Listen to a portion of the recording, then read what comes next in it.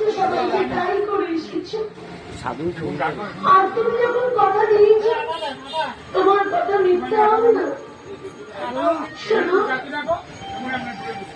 জগতে কত মায়ের গর্ভে যে কত পুত্র জন্ম হয়, বলো তো, কত মায়ের পুত্র। মা সাইকেল নিয়ে যাও, সাইকেল।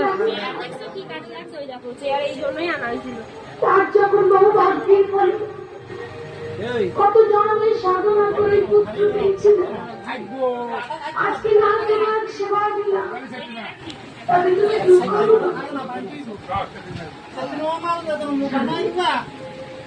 তুমি কেন না?